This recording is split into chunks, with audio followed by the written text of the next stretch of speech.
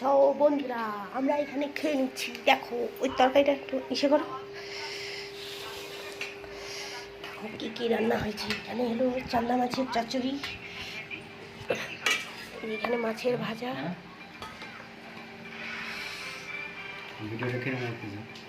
হ্যাঁ না, এটা ছোট মিনি ব্লগ ছাড়ি দিই।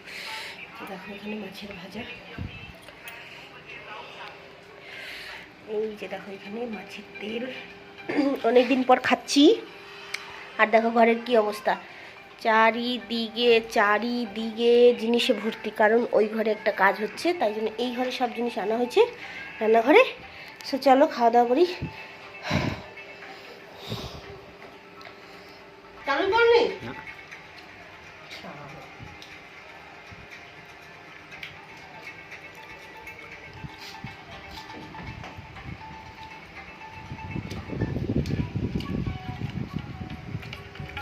ওগুলো তো দেখাই নিচ্ছি।